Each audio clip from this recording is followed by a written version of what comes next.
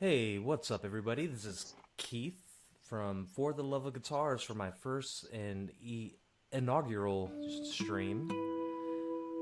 And I am joined by the one, the only, the Ubie. Why don't you introduce Hey, yourself, Ubie? hey, how you doing, everybody? I don't think I need to introduce myself for this crowd, but how you doing? Well, maybe some of the stuff people that I have that are subscribed to me aren't necessarily subscribed to you yet, but we could change all that, and maybe some will jump and subscribe to you after we're Sure. done with today's stream. All right. So, Yeah. Well, I'm Ubie. I am another streamer on another content creator on YouTube that does guitar content as well. And I have a channel where we embrace the suck, and it's all about making music where you're at, not worrying about whether you have the right equipment or the right skills, or even having the idea of what you're doing. It's just all about just actually going out and creating music with what you got. Just embracing the fact that when you start, you're going to suck, and until you get through it, you won't be good. right, and we're going to be hitting up on that. It's going to be one of our main topics coming up here in a bit. Just want to acknowledge a few people that have joined us for the stream. I really do appreciate it. We have CD Nelson and we have Tone Yeager, regulars here, as well as Brian from Searching from Tone. So, two of which, Brian and Tone Yeager, or Searching from Tone and Tone Yeager, both have YouTube channels. You should check those out. Whenever this stream goes out on VOD, I'll link to their channels as well as everybody else. But just to kind And of we keep just trying to talk CD Nelson into becoming a creator as well. So again, CD, you need to start producing stuff. CD is well on his way to be doing that. He shared with us a really cool clip of him. I forget the song he was playing. Mary Had a Little Lamb or something like that on his Strat, and he was a huge Stevie Ray Vaughan fan, which I myself am a huge Stevie Ray Vaughan fan. I am as well. I mean, geez, you start playing guitar, and the first person that, at least for me, was who's the best guitarist there ever was, and Jimi Hendrix always pops up. I mean, he's my number one guitarist, and probably the same could be said for a lot of people. But in your generation, Ubi, which is not far off. I'm not saying we're that far apart, but you are Are you more calling of me a old? well, you grew up in the '80s hair metal type of scene. I grew up in the '90s grunge era type of deal. But your guitar hero is probably somebody like Van Halen or Sambora or somebody like that. Yeah, pretty much everybody from the '80s. Warren DeMartini, CC DeVille, Tom Kiefer. The one, especially the ones that really took blues and infused it with the hair metal was really right up there. But I'm from Dallas, man, so I can't not love and adore Stevie Ray Vaughan. The cool thing about Stevie Ray Vaughan, I mean, there's tons of cool things, but I took a trip down to Austin. Gosh, it was probably about 8 years ago, and I made it. It was for my cousin's wedding. They live out by Dallas, or not Dallas. What's the name of that big military base down there? Is it Fort Worth? I think that might be it. Fort But Worth is not actually a military base, but you're probably thinking no, of Killeen and yeah, Colleen. You're right. yeah. It's Fort something or another. I don't remember, but yeah, they lived in Killeen, and we took it was about an hour trip down south to Austin. We went to the capital, but my number one goal there was to uh, was to visit the statue that Stevie Ray Vaughan was right there on the Yep. waterfront. I'm gonna pop on one of my lights here because I got a comment. Yeah, yeah, I mean, you're not super dark, but a little bit more light wouldn't hurt. There we go. There you go. But yeah, I made it a trip down there. Your But view, it's a vibe, man. Don't worry about it. It's a vibe. You're it's you're fun. you're you're in the You know what? cool. Talk about blues, I'll make it blue. If I'm mad at you, I'll put on my red light, or I got a purple light for There you being, go. I like it. Mood lighting. You see my upper end high dollar lighting behind me here with the string of Christmas lights. Well, I mean, I just got this cheap thing from Walmart, and it comes with the remote. This is just light bulbs, man. It's like $15, but it's so worth it. That's how I get the colors in the back for that mood lighting. I want to do the same too. Now, technically, this light over here is an RGB light, but you know that doesn't really. You don't really. It's not really doing much to it when I. Oh, there's red, but you kind of can't tell it Yeah. because it's just. Well, in any case, but yeah, when I went to see that Stevie Ray Vaughan statue, everybody had stuck their guitar picks on the base of the whole thing, and I was like, oh crap, I didn't know that was a thing. If I knew that, I would have, dropped off a guitar pick, or knowing me, when I went to see that Stevie Ray Vaughan statue, I hear some feedback. But in any case, stuck their guitar picks on the base of the whole thing. Nope, there you go. It was me. Okay. I was pulling it up to listen to the stream, and my Chrome is also echoing back out to you, which it's not supposed to. But go ahead. Oh yeah, but no, that was a cool statue. I mean, yeah, you go there, you look at it, and take pictures in front of it, and you're like, okay, been there, done that. But it was a bucket list thing. It was really fun. But yeah, kind of circling back, the CC DeVille in the '80s era is where you come from. I and kind of like I grew up on listening to a lot of the Jimi Hendrix stuff because my dad actually gave me his vinyl of Electric Ladyland that he had when he was a kid, when he was growing up in the '60s, and I still have it. It's scratched to death and all that because he just played it over and over and over. But it's pretty cool to have that original copy of it from back in the day. For sure. But yeah, so just real quick, as this is the first inaugural stream here, I just wanted to talk about, why I'm doing this and a little bit about my channel, and then we'll go into the big topic. So, yeah. Well, why are you doing this, Keith? why- We're all interested in finding that out. I am, I am doing this to get my it's brutal honesty. I want to get my watch hours up, and I want to connect with the community that we have here, which I will touch on towards the end of this little stream here. We're only planning on going, up until the 1 o'clock CST hour here, but I used to be in a band in. The whole summer '69 thing happened where the drummer had kids, and that was our practice space, and we had to disband the band. So I got back, the writing songs just like yourself, and my collaborator of recent 2 yards. It just keeps on coming and coming and coming. You can't stop it. It's like a water faucet that you can't turn off. So I just kept on writing songs, but I had no outlet for it because my band disbanded, and so I was going to open mics and doing some shows, and then I got into the YouTube rabbit hole, and I was watching people the likes of Mike Cole and Rhett Scholl, and I was like, that's really cool, and they get to play guitars on YouTube, and never wanted to make it a career. I wanted to put out an album ultimately and make an EP, which I am getting really close to doing, and I was like, you know what? I don't have all the stuff I need to make an EP, which is going to be a good segue into your segment. But I was like, maybe if I start a YouTube channel, maybe I can have a little extra money, buy a computer that I need to record. I already have the microphones. I already have the interface, just something to maybe make some money on. And, you can't make money on YouTube, Ubie. That's the thing. You just can't do it. You can't make money solely off of YouTube, that's for sure. Now, the point of what you do with YouTube, though, is you use that to launch additional creative options. Now, if you want to learn all about that, talk to my wife. That is what she is all about. She is all about taking content and making more out of it.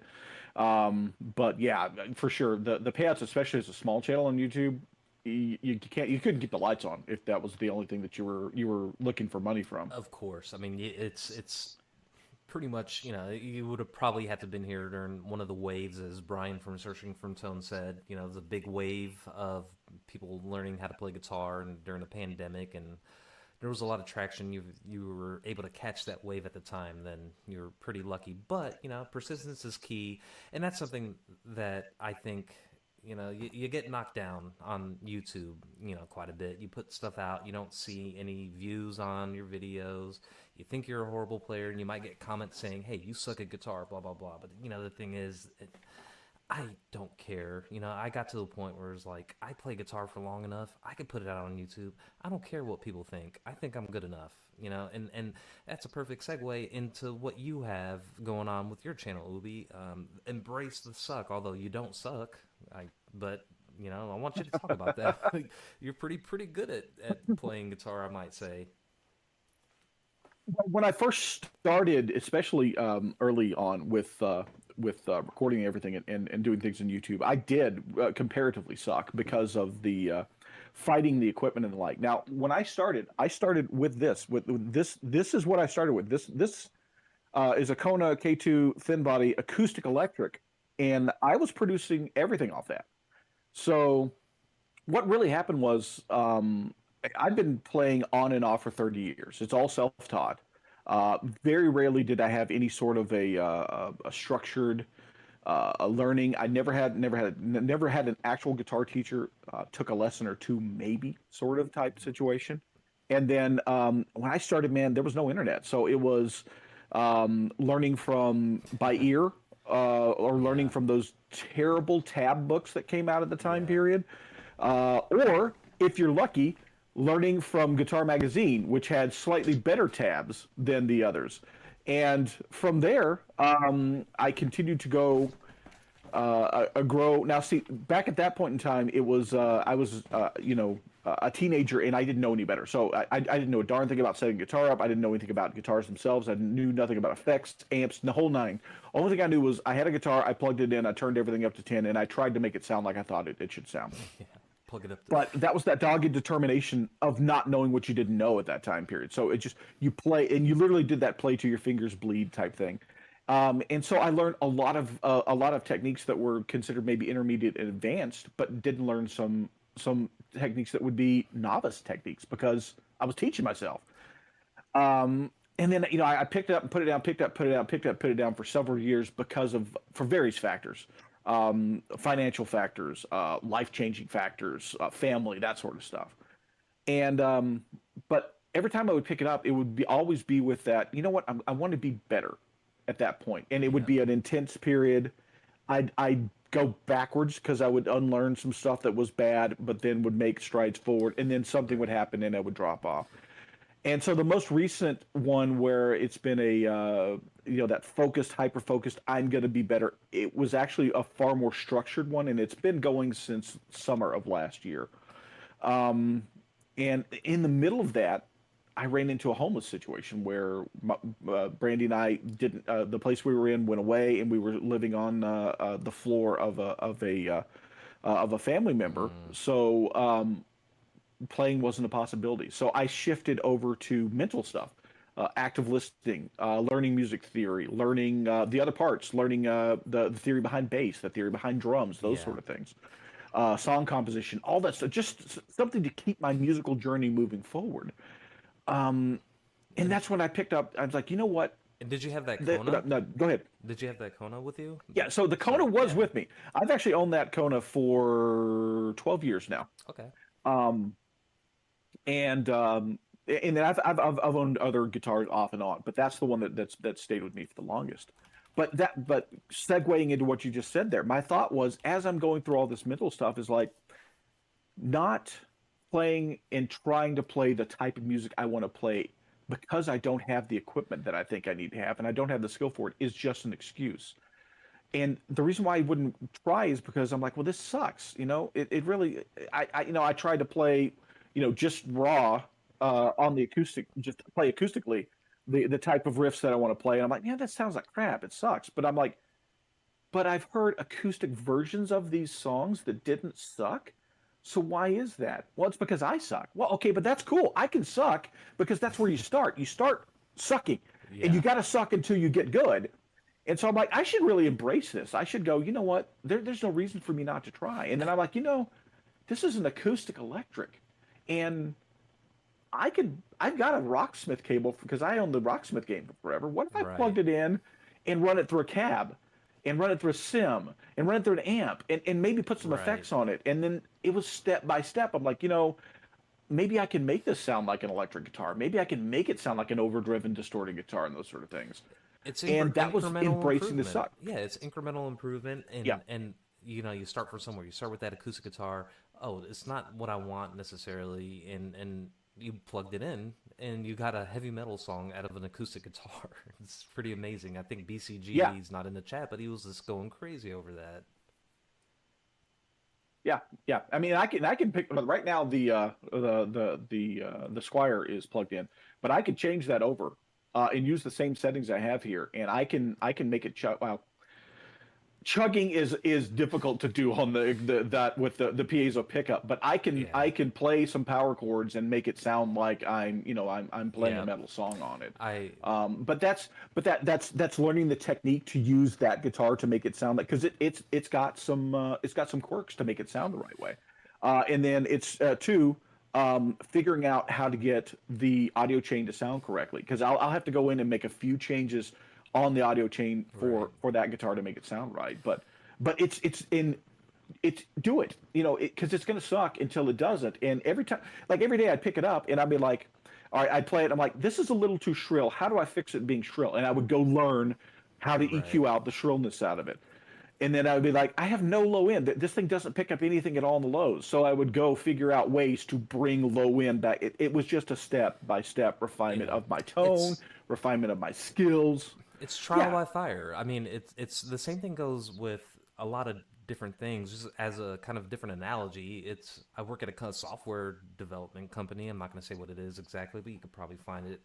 Um, a lot of the students that it's an IT company, right? Software development, that they just graduate college. They don't teach them any how to program in college. It's just all theory stuff. They come to the company straight out of college and they have to learn on the job, getting your hands dirty, so to speak, with the whole thing, which is what you did. You played your acoustic guitar, wanted to make it sound a certain way. Let's try to make it chug. Let's figure out how to do that. And that's the beauty of this whole kind of journey. I remember, what you were just talking about brings me back to in college when I got my first ever laptop. It was an Apple MacBook, the first Intel. No, actually, it was an iBook. It was a 12-inch iBook that I got, and it came with GarageBand. And all I had was my acoustic guitar and my Strat, and I didn't know what from what. I ended up getting what was called an M Audio Jam Lab that I could, hook into a USB, my quarter inch into that, and Hmm. to the. But even before then, I would just use the microphone on that iBook and play my acoustic guitar and mess with, the amp settings, and I could turn that into sound like an electric guitar too, similar to what you did. This is back in, 2003 or something like that, and then that was way back in the day. I mean, ever since then, I haven't really dabbled too much into what you do with the digital stuff, but yeah, I mean, you're right. I mean, I'm come from the perspective of you have to start somewhere. What you said, good or bad. I mean, nobody starts good. I mean, you were talking about lessons. You could probably see this. This is how I learned how to play guitar. This is a VHS tape. Hmm. Does anybody know what a VHS tape is? Yep. The funny thing about that is, I asked niece, my nieces and nephews, do they even know what a Blu-ray is? They say no. Do you know what a DVD is? No. There's no way they don't know. I learned all Yeah, the physical guitars. media is pretty much dead these days. Yeah. I'm probably backwards on the stream. I'm sorry about that. We're still working out the kinks, but this is Starlick's acoustic guitar by Michael Thompson. He's a famous session musician, or used to be a session musician from back in the day. And I would just watch that video over and over and over until I got it. And then probably like a lot like you, Ubie, I would watch concert footage of Jimi Hendrix on VHS tapes and rewind Stevie Ray Vaughan on VHS and learn that way. That's how I learned. I never had a lesson in my life, Yep. and Yeah. you're right. You learn all the advanced techniques without knowing it, but you skip over the most basic, rudimentary things in the process because you have nobody there to show you what's right and what's wrong. But that's a philosophical thing. What is right and what is wrong with playing guitar? I don't. I come from the mindset there's nothing wrong with it. Use your thumb, if you need to, do bass notes or whatever. If you could figure out a way to put your foot up on the fretboard, if that makes a cool sound, then do it. It doesn't matter. At the end of the day, the reality is what you're doing, does it serve the song? Right. That's all that matters.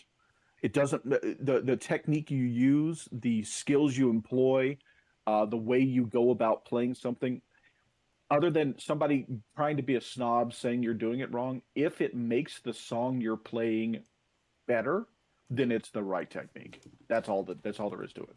Yeah, I guess I don't have any moderators on my stream, and I got to figure that out. How do I make people moderators on this thing? Do I click? So click on their name. Yeah.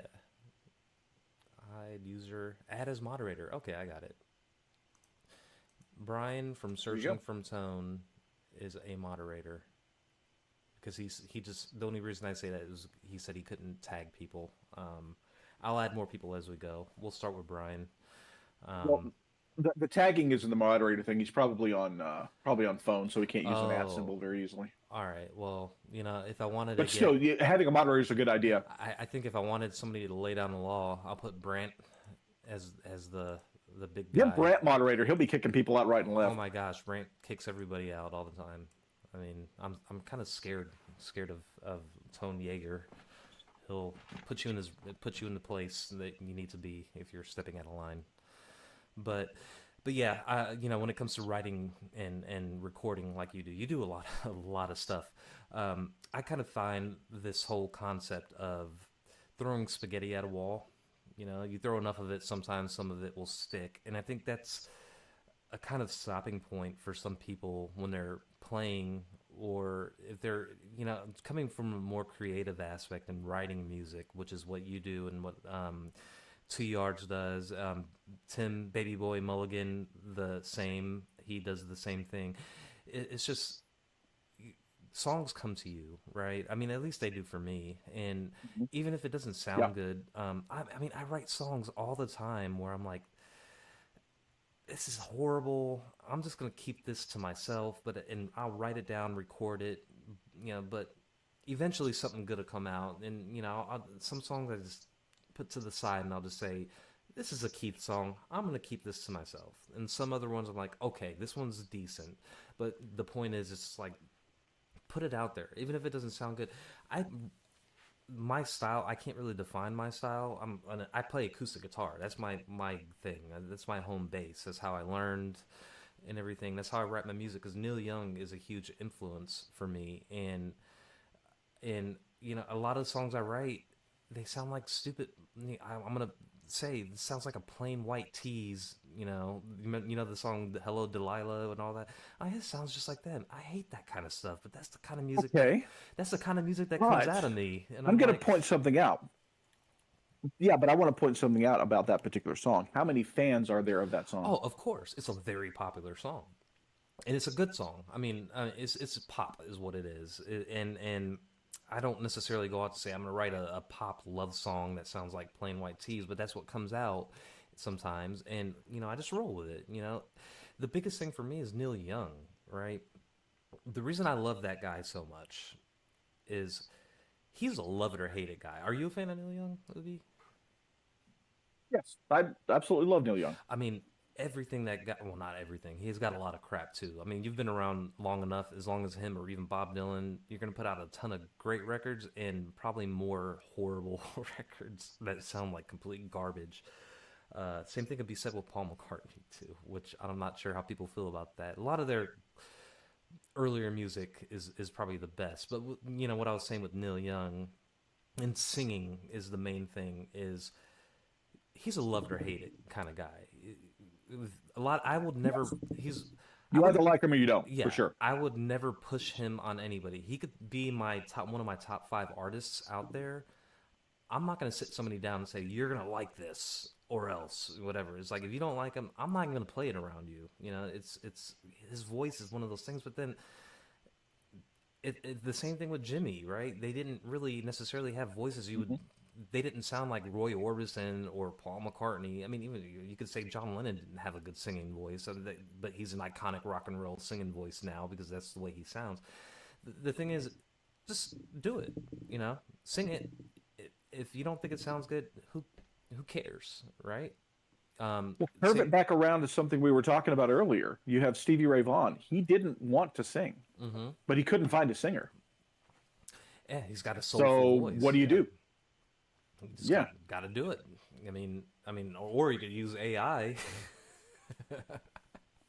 I guess Now now, you can, and yeah, I yeah, do, and I'll be the first person to say that I will fill out parts of my songs with AI yeah, as a tool, and that's the point. It's actually if you to get off on a tangent on AI a little bit, it's yeah. designed to be a tool, not to be a replacement.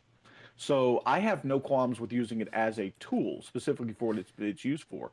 But Yeah. whenever somebody says, "Well, I just typed in a couple of words and here's my hit song," then we got a problem. Yeah, I mean, you're kind of guiding it like as a tool or like an instrument almost. You know, you're using it as an instrument instead to serve its purpose within that song.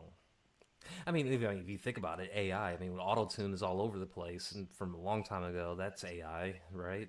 It's manipulating Yeah, so you an have input. auto tune. You have think about like drums are all triggered these days. I Oh mean, yeah, even yeah. in studio, you're most of it is triggers and not the actual things. Guitar, I mean, our effects on guitars Mm-hmm. cover up a lot of our issues. Looping, um, double tracking, that sort of stuff. I Yeah. mean, we've been using assistants for so long that we're just so used to it. So yeah, Yeah, I mean, even that song that the Beatles, just their latest song that they just released a couple of years ago. I forgot what it's called, but they had to use AI to kind of isolate John Lennon's voice from the piano because it was all muffled and all that. And then once they yeah. got to that point and all that, which I mean, it's really cool that they did that. I mean, it's weird, Some people have mixed feelings about that kind of stuff, but in the end, I mean, first and foremost, like I write music for myself, right? That's the way I do it, and I'm pretty sure you do the same thing. It has to be something that makes your soul feel good, and then you release it out into the world. That's my philosophy, at least, with this whole thing. I mean, do you But feel yeah, the one of same? the things that for me is when I'm writing on stream and actually doing recording on stream, um, a lot of the times my going through my mind is, man, this is just terrible. But I'll have somebody go, I like that, man. I really want to use that. Send that over to me because I want to use. So you never know when it's going to spark somebody else Yeah, too. Just because it may not resonate with you, it may resonate with somebody. exactly. And the thing is like, I mean, you have a couple collaborations, or at least you're giving some backing tracks to Sean and Tim. I'm not sure. Did anybody else take up that offer? I mean, I would, but I'm not. That's I'm the not only that two that good. have done it. Yeah. I actually there's a couple more people who want to use some of them, and they've asked for me to split out some. Excuse. Whoa, wow! Don't remember eating that. They asked me to split the stems out It's for not them because they Whataburger. want to use them individually. So no, it's not, and that's really pissing me off. It's been way too long since I've had a Whataburger. But yeah, I don't know. Like I that's one thing I personally I'm not. I would never consider myself a lead guitarist. I mean, I have everybody, not everybody. When I I don't first either, so don't feel yeah bad. when I was in a band, I was like, I don't want to be the lead guitarist. I want to be a rhythm guitarist because I want to write songs and do all that. I just didn't have the chops, don't have the chops or whatever. I mean, everybody picks up guitar, they want to be a rock star and they want to be playing blistering lead solos, and Steve Vai comes to mind. I mean, speaking of Steve Vai, that's For the Love Too. of God, I'm with right? you, but I got to yeah. the point where I was like, you know what, that's just not for me. Don't want to do it, and I'm just gonna pick up my guitar, write songs, and that's gonna be my thing. I mean, I could I could probably come up with something if I need to, and I'm pretty sure I'm equipped to do it. But it's just not my bag of tea, cup of tea, bag of tea, whatever. But oh yeah, yeah. Speaking of Steve Vai, and this is another tangent. I mean, here's a fact. Steve Vai first introduced to him through the movie Crossroads with Ralph Macchio. Remember that? Right, Um, right. and I was like, "Who the hell is this guy?" And then, okay, that's really cool. And then when I was a sophomore in high school, I was on the baseball team, and they played the song "Bad Horsey" by Steve Vai, which was a version of what they use on Crossroads. I was like, "Who is this?" And the guy was like, "It's Alien Love Secrets by Steve Vai." I was like, "I need to have it," so I ordered it, the CD, and one of his most famous songs, "For the Love of God," and that's where the name of my channel came from, For the Love of Guitars. So that's kind of how I, in a roundabout way, named my channel, and it just kind of stuck with me. And the cool thing is it's FTL, so that's always cool too. Faster than light. Yeah, which that ties into the whole space thing we've got there. Speaking of which, not to ignore the people in the chat, your Yeah, collaboration buddies here, 2 yards just popped in. I want to go back. I want to circle back to something that was said back in the chat, though. Eddie was talking yeah, about not reinventing the wheel and standing on the shoulders of the giants. And don't misconstrue what I said earlier about whatever your technique is the right technique. On one hand, if you don't play new techniques, you don't have an Eddie Van Halen because he did stuff that other people didn't do. Yeah. There has to be an originator for a technique. Having said that, Eddie still was hard influenced on everyone who came before him. Mm-hmm. But mine is more along the lines of people talking about, well, it's lazy to have your thumb over to play to play on the low strings, or if you don't have your thumb positioned perfectly behind the neck, your wrist angle is not going to be perfect, and it's all these sort of things where you will hear teaching people who say this is the way to play guitar. Yeah. But then you'll see greats playing in different ways. And so what I'm stating with this is if you've got a question of, I play it this way, should I be playing it the other way everybody says that I should be playing it? In those situations, that's my answer. Does it make your song sound better to play it that way? If yes, play it that way. If no, try the other way. Yeah. That's what I meant by that. I didn't want Eddie to think that I was saying, nah, just ignore every bit of teaching. I want to make sure that didn't come across that way. I mean, if you play, I mean, with technique, if you have really bad technique, to the point where it's going to injure you, you're going to probably not feel that until down the road. You're going to be like, why the hell didn't I learn this? Luckily, I didn't. I just, my technique was all just by watching videos of Jimi Hendrix and Stevie Ray Vaughan. Actually, one of the best. This is funny. Like this is how crazy I've been in love with guitars. I think I got my first guitar when I was 14, and then I would watch videos of Jimi Hendrix, and I would play with my teeth, and I would play behind my back in front of a mirror. And then there was this live show with Stevie Ray Vaughan. It was Stevie Ray Vaughan live at the El Macambo, which I think everybody, if you're Stevie Ray, the El Macambo, one of the biggest ones, yeah. Oh my goodness, that is a master class in live performances. If you're a Stevie Ray Vaughan fan at all, that is the best concert. He did this one trick where he had the guitar strap and he undid it with his right hand on the guitar, did a pirouette. He just spun around and then hooked it back up behind him on that. And I spent hours. I even cut my guitar strap so I could easily pull it off of the guitar, and did the whole turn around and flip back trip and played like that. That was so fun. Talk about bad technique. And every time I play with my teeth, my mom was like, "You gotta stop that. You're gonna break your tooth." I was dumb. I didn't stop, but I stopped when I got older. I was like, "Yeah, that's pretty stupid. It doesn't sound good." I mean,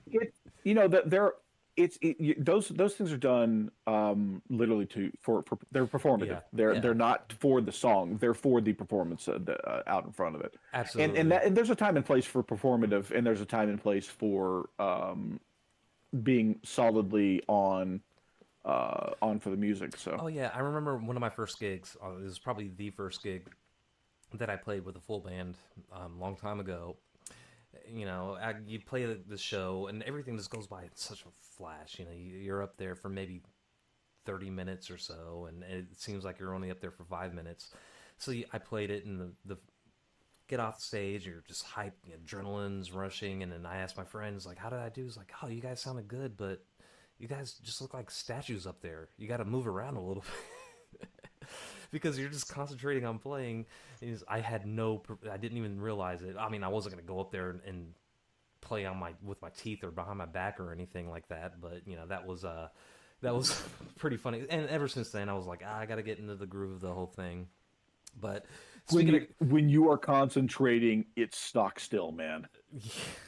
Well, speaking of guitars and behind the back, I think you had a special delivery today that I am very interested in seeing. What's this? What is that? There's something next to me. Being stalked. Oh no! So yeah, we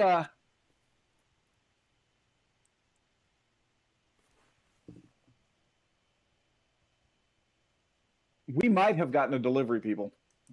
Oh boy! Oh, wait, Brian's here. Hang on.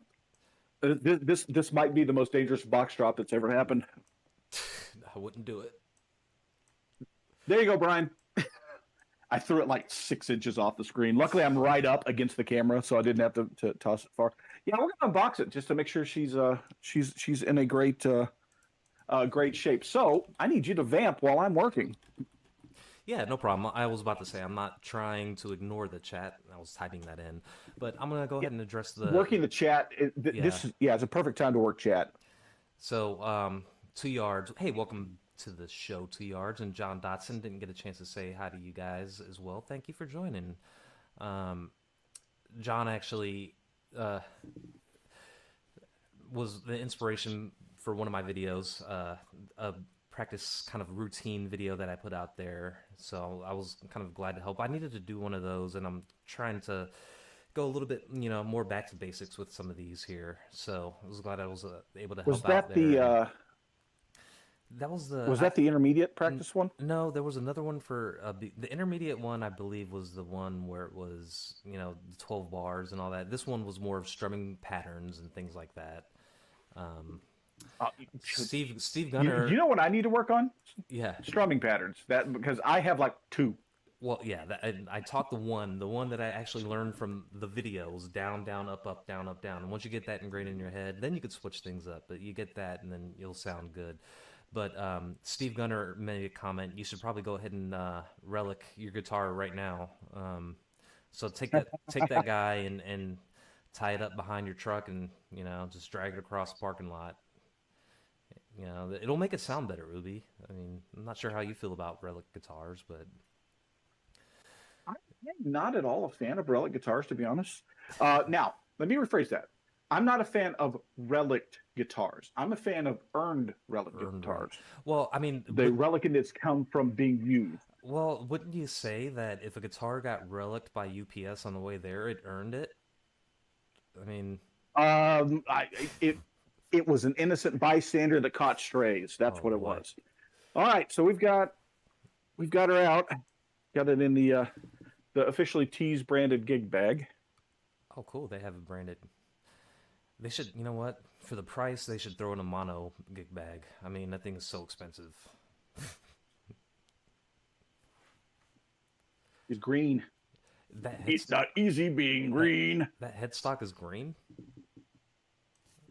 Because she's green. She's a green. It's the green Tees SBHE. Time Surfing Alien says you should paint it purple. I think you might need to take a trip down to St. Petersburg. Oh wow, look at that. Well, I mean, the one thing that I see right off. Oh, you got hot rails in there. Okay. It's got a hot rail in it. So, are you not familiar with this particular guitar? Me? No, I'm not. Not with that. I know it's a T style. That's it. I So, haven't. yeah, it is the Tees SBHE. It's a Telly style. The this is a ridiculously hot rail. It's actually built after the Red Devil. It's a knockoff of the Red Devil. So it really does really good under gain. I have seen there's several players that I follow because they play similar gain patterns than I do. So And every one of them that has picked up one of these has sounded amazing. you're not looking to Now, get country on us with it. well, having said that, I don't know what he's got in the neck pickup, Yeah. but the neck has that twang. It maintains that twangy character. It's really good with that as well. So this is incredibly versatile. The neck pickup on a Telecaster, I love it. I mean, gosh, what's his name? Julian something. Jazz guitars. I need to look him up. Julian Assange? No, that's the guy that Julian. That's WikiLeaks guy. I'll say that's the dude who. Look up Julian who that is. Lage. Lage is his name. Julian Lage. He's a really good jazz musician, guitarist, and I would recommend watching him if you want to watch somebody and be like, I can't play guitar anymore. That you watch him. He uses a Telecaster, and I believe he uses almost exclusively that neck pickup. It's a nice smooth tone. But yeah, I mean, you'll be able to chug with those with that pickup in there for sure. I mean, Yeah, it's before I got my I diamond. so I actually I had Go ahead I was about to say before I got my diamond, before you got your. I didn't have any humbuckers or anything like that, and the closest I can get to chugging was that bridge pickup on my telly, and now I don't have to worry about that. That's why I switched the pickups and those. But what were you saying on there? So when these guitars came out, and I heard the uh, the bridge pickups on these, I actually asked Torsten if he had any of those pickups that maybe I could scrape up some money to purchase one. He offered to just flat out send me one. I did not take him up on that offer because at the time I didn't have the money to replace my soldering iron kit, and Mm-hmm. so I didn't want to take a I didn't want to take one off his hands and just have it sit around. Yeah, So I really that color on really there want is just to. amazing. I love that. So locking tuners. Is there no serial number on the back of the headstock? They don't do that. This is pre-serial. Yeah, these are pre-serial numbers. So this run and all of his runs up until the newest guitars that he's Okay. selling out right now are pre-serial numbered. It's even in tune. I mean, Mostly, hey, mostly. he prides himself on the setups. So I mean, I have yet to have my You want to guess? You want to guess which one's out of tune? the G string. The G string. Yeah, of course. That the one thing I All right, noticed but the one thing I noticed it's on got that barrel guitar tuners that you need or barrel. What? yeah, What do I need? the saddles. You got to put your favorite barrel saddles on there, man. Barrel, you need barrels. No, I'm a fan. I know I'm a you fan hate of the them. block saddle. I I know you really hate. am a fan of the blocks. I know you hate the barrel saddles, but I have to have mine on mine. I Oh, mean, okay. You're messing with. It's also it is string through. oh, that's cool. Yeah. So now it's got full size. I'm not obviously I can't show this because I'm not gonna to take it apart. It's got full size pots. Um, a orange chiclet from what I remember. Uh, three-way wave. Wow, that switch is buttery smooth. Wow. Wow, I like that a lot. See, this is what I'm talking about. You gotta have the. These are the what are they called? Compensated saddles. But You know, I take it back. I actually don't mind the barrels that much. It's the fact that it's two strings per barrel. yeah, it makes So intonation intonation on it impossible. is Yeah. so janky. Yeah, it's just Yeah, but the thing is it's so painful. Okay, that is supposed to be like the part of the sound, it's you got to be able to play it, and that's what makes telecasters so hard to play. I think I remember telling Brant when he did Brant, this is before the new one that he had another telecaster, forget which one, but I was like, welcome to the world of sounding like crap, because that's what happens when you get a telecaster is it's never going to sound great. Is it you're going to plug it in? Let's hear it. do I feel the need to plug it in Oh, and dude, why am I play it. stopping you? You got to. Look, everybody, debut right here, right now, Roy's here. live. Roy, I got the guitar fine. Yeah. You can't tell. Oh, Black Betty. You got to play Black Betty. Brant's wanting you to play Black Betty. Good luck, Brant. I don't know the chords for it. Me neither. I know that sounds weird. It sounds like a song Ubie would know, and to be honest, it's on my list to learn, but I actually don't know You it. know what? Watch. Let me I get have my a video tone on it. You should panel watch my out. video and learn it. So the big question is this: what should we start with? Should we start with a clean tone, or should we start with just throw all the gain at it? Keith would say clean, but everybody else here would say dirty. Let's put the dirt on that puppy. I mean, if it's Keith's live stream, we I will go with clean. All right. I mean, Straight look. stock clean. We'll go up to the neck pickup.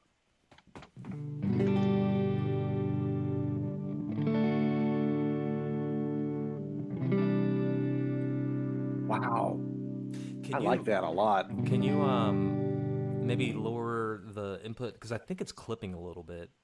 Not on It is. OBS. Okay. Also, no, it's hotter than the guitar I had plugged in before. Oh, okay. I also realize I need to get my wired headphones going again because I have a significant delay on listening to my own guitar.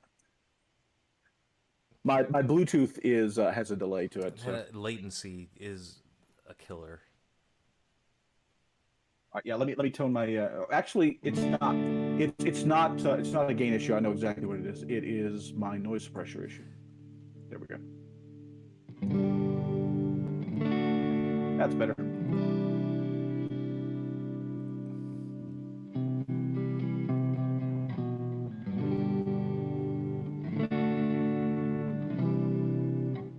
That is not bad. The clean tone, that neck, that's the neck pickup I'm on the clean I'm tone. That telling you, sounds really that good. neck is sweet sounding. I like it.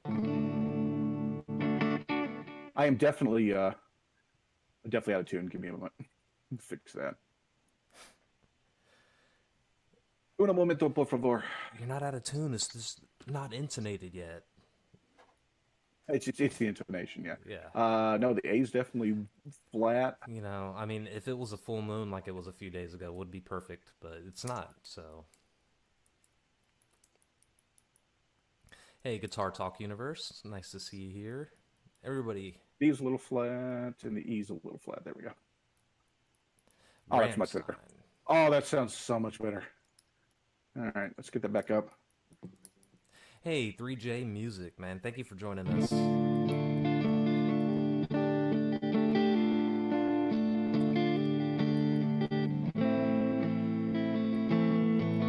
I like that a lot. That sounds really good.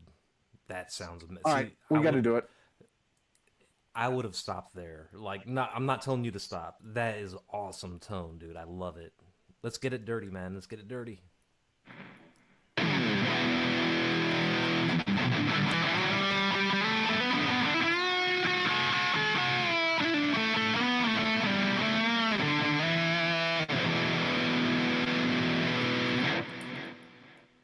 Not. It's got a little bite to it. Oh, you know what? Test out the tone knobs. Test out the knob. Let's see how responsive that is. Little bit of a bite to it. Okay. That's.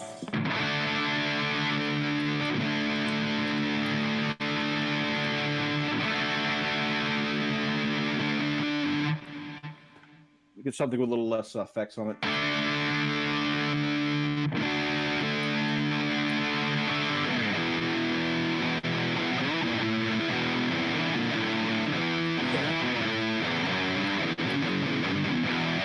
Keep it going. I was about to sing it. Say your prayers. No, I don't need to get a copyright strike on your first. Oh my goodness. On your first live stream. Let's run through the Black Star and see what it sounds like.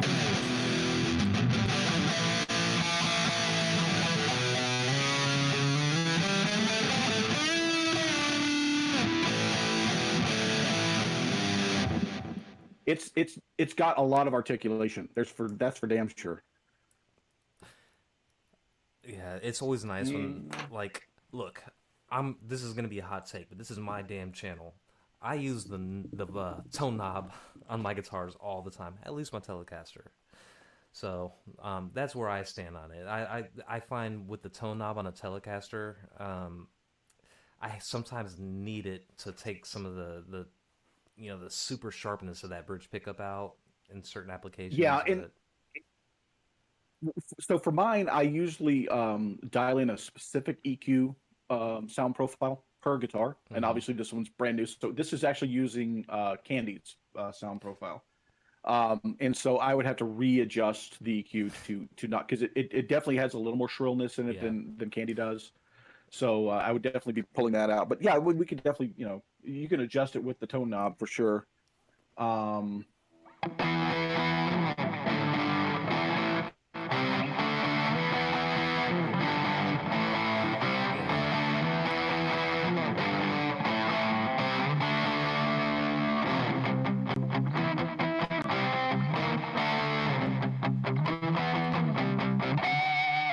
Oh wow! I can even get the harmonic off that. That's nice. See, that's a technique I never learned. Was those pinch harmonics? I'll get into that eventually. I love it. I mean, I've only played it for 10 seconds and I already love it. I mean, everybody, every 99.9999% people that have played a T's guitar love those guitars, and I've seen nothing but good things about them. So, Yeah, it's one of those The things. fretwork on it is outstanding. I mean, there's nothing, there's no sharp, nothing remotely sharp. It feels really good. I love his cuts. I love the neck cut, Oh wow. Okay. and then of course it's got the boob cut for comfort. But that Boob cut. is very nice. Wow. I mean, I don't obviously I don't do upper frets all that much. I'm not really a shredder either, but I want to be. So I want to have access to those upper frets. yeah. See, that's the difference between us. You want to be a shredder. I don't. I just want to make Well, songs. let me Yeah. rephrase that. I want to be shred enough to be able to play like the solos from, and not necessarily the solos from the 80s songs that I liked, Mm-hmm. but solos inspired by those songs. So Oh yeah. I don't. It's mostly passion and soul. It's a lot of bending. It's a lot of those sort of things. But I want to learn enough tapping and enough runs to be able to. They used them as glue, really, in those solos. Yeah. They use it for moving from one phrase to another, and so that's kind of what I really want. So, Does it have a fat neck? It's a slightly fatter neck than the debut, but it's definitely a thin it's a thin C shaped. It's the slightly bigger edge of the C shape, the thin C do you shape. know what the nut width is? I do not. Well, I've only gotten into the nut width when I was looking at some acoustic guitars to kind of compare, because some of those will be a little more cramped and harder to play if it's too close together. If you have big hands, which I kind of have bigger, I'm on the bigger side with hands. So My fingers are fat, sadly. So, but see, here's the weirdest thing though. So because I do have slightly fatter fingers, I've always kind of stayed more on the Fender side of scale length rather than the Gibson scale length because I've always worried about the upper frets being a little closer together with my yeah, fat fingers. And then I played a Gibson scale length, and I'm like, this fits me better, and I don't understand why, but it fits my fingers better. yeah, I don't know. It's one of those things. I don't. A lot of people put a lot of thought into guitars and the construction and all the details, and justifiably so. I've never really been a person that concerned myself too much with it. I could pick up not I pick up any guitar. It's just a guitar to me, and I'll just play it, and I won't know if something doesn't feel right until I play it, and I'm like, I don't like it because I have an Epiphone acoustic guitar that I have hanging up. You see those in my video. It doesn't feel good to me, so I don't really play it that much. But I could deduce why exactly, but I just don't like to put thought into that kind of stuff. But I don't know when you're part of our community, which I did want to segue into the final kind of topic here, uh, which is the community aspect. But before we get there, what can we expect from you with that guitar in the near future? Are you gonna? Well, I'll do a full review over it just like we did with the Reaper, even though this guitar line has been reviewed to hell and back. There's never been an Ubie review on it for it, and it's also, by the way, that's the same thing you need to think about on your music. Like even if somebody's done this song before, but they haven't done it your way before. But so I'll be doing a review on this one. There will be a just like we did with the Reaper. I will write a brand new song for this as well. Okay. And she will also be on. Well, I want to say she's going to be on Monday night stream, Mm-hmm. but there's another guitar showing up on Monday supposedly. So I don't know which one of the two is going. They may both be on the stream, You just but gotta have we'll them. definitely see this guitar, and she's going to need a name. So we'll go through the process of that as well. Yeah, you should probably make a poll and put it up there. Take your top 5 names. I don't know. But look, hey, I'm looking forward That's to actually seeing them. what I was going to kind of do that with the Reaper, and then the inspiration for the name came to me. So I was like, nope, sorry guys, I'm not going to let you vote on that one, but I might do a vote or something on for these. I don't know, like that headstock. I love that it's painted, to match the body. I think that's a really nice touch. And the color, I mean, it's just an amazing color.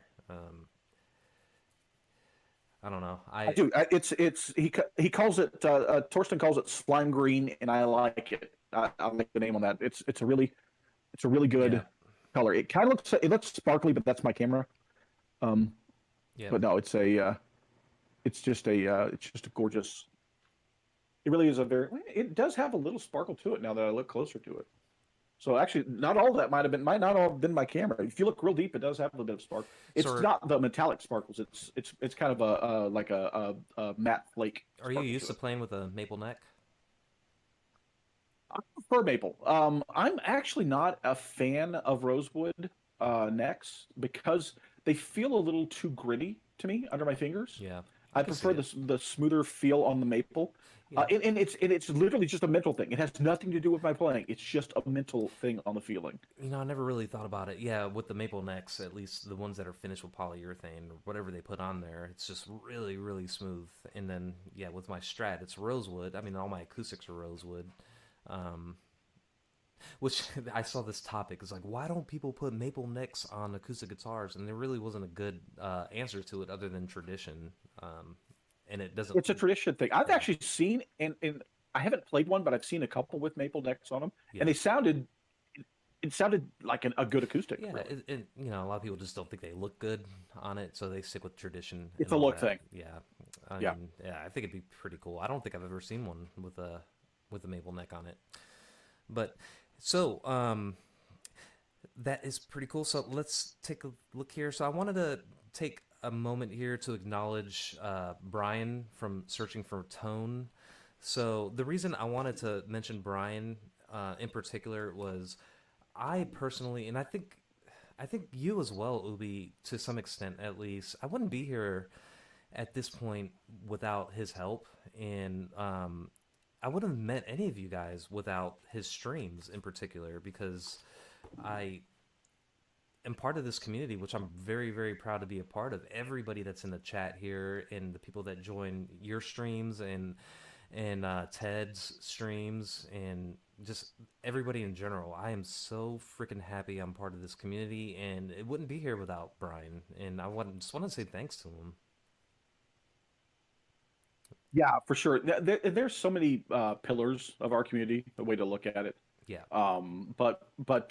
Is if you want to talk about actually somebody who works really hard to get the community to be a community, Brian absolutely is in that group because I mean between the Discord and the fact that like a lot of us, he's really good at shouting other people out and shilling for other people's channels and those sort of things. So yeah, I agree yeah. with that. I mean, even every time I have a question, starting out, I started out with 0 subscribers, and I would ask him questions. He didn't know who I was. He didn't know anything about me, but he would take the time to answer questions like how about lighting and long emails about how to do this and video editing software, this and that, and all that kind of stuff. And it's just invaluable stuff. And then, the biggest part is the community there. So, like, super shout out to that guy. If you're watching my stream and you're one of my subscribers but have not subscribed to Searching for Tone, I would highly recommend doing that. Awesome guy, ex firefighter. I think I said this once, but if I was a firefighter, I would walk into any house fire behind that guy because I know he'd have my back. So, that's a high Yeah, for sure. compliment there. So shout out to him. And before we head out here, we're running right up on an hour. Just want to acknowledge some of the people that joined us in the chat today. So, from the very beginning, my wonderful friend Brent, Tone Yeager, he has a channel. I'm going to put a link to his channel. Chris C.D. Nelson, he's working on getting his channel coming together. Thank you to Eddie Fay, John Dodson, Timothy Baby Boy Mulligan. Another channel. He puts out a lot of good original music on his channel as well as reviews. I think he just got a Tease guitar that he's been pimping out and showing recently too. So that's pretty cool. Hmm. Brian, and obviously we just talked about him. Honey Tap joined us for a little bit. And who else we got here? Time Surfing Alien. Did I mention you? Sean joined. Thank you. Thank you. Thank you for joining, Sean. I think I'm going to be hopefully on Sean's podcast next Friday. Or we're going to shoot it next Friday. So we're going to talk about, I believe, our Squire Strats that we had. I'm looking forward to doing that. Sean's a really good little podcast style thing he's got going there. Who else we got? 2 Yards. Did I mention him already? It doesn't matter. 2 Yards. We put out. He's your partner in crime. You got to mention him. He is my partner in crime. He is the Garfunkel to my Simon. Sorry, 2 Yards. You're the Garfunkel. They were both amazing. But yeah, 2 yards. We've been actually collaborating. Up to today. I haven't even checked my email yet from him, but more music to come out between us and collaborating. The guy's amazing. Subscribe to his channel as well. We have Roy Graber that dropped in. Guitar Talk Universe. Thank you for dropping in. Steve Gunner, my racing guy and car guy. 3J Music. And who else do we have going on here? I think that's it for the people that joined and in the chat. Talking about community real quick, Yeah. mod me in your chat real fast. I want to drop the link for the community collab project. Song in the Hat. Can you leave a comment? I'll drop it as a comment too, but I want to also drop it in the chat. How do I? If you drop a comment in the chat, then I could right click your name on that comment. Oh, I'm in there, but I see what you're saying. Oh yeah. You need me to pop up so you can get me, but I'm farther up in there. But yeah, I see what you're. I'm sorry, brain is running slow. Ain't eaten yet. We're searching for tone. I need food. We're searching for tone, not searching for people in chats. There you go. There we go. So that link goes to the community collaboration project I'm trying to get put together. Just go read it over, people. I have some additions I need to put on that page. I'm staring at a sticky note that I completely forgot to put those changes on that page, but they'll be up there soon. But yeah, it's an open collab for everybody in our community, and it's designed to be as inclusive as possible, so everybody can join and be part of this collaboration. Yeah, we're always really, really welcoming to collaborations. I mean, that's what makes, the ultimate thing here is music, right? And collaborating, if that helps bring out the music, then let's do it. 2 yards left the last comment here. That guy is prolific with new music. I mean, it seems like every other day he's got a new song that comes out. I don't know how he does it. I don't know how he's so good on all these different instruments, but somehow or another, he pulls it out. Look, I send 2 yards songs that I wrote. I just play my guitar and sing. He takes that thing. Basically, he takes a can of Chinola onto that piece of crap and makes it shiny. So that's the way I like to look at it. But yeah, that's all that I have for now. We've been going on for about an hour, so I just wanted to say thank you for everybody that joined, and I will see you guys in the next upcoming streams. So talk to you guys later. You have a good day.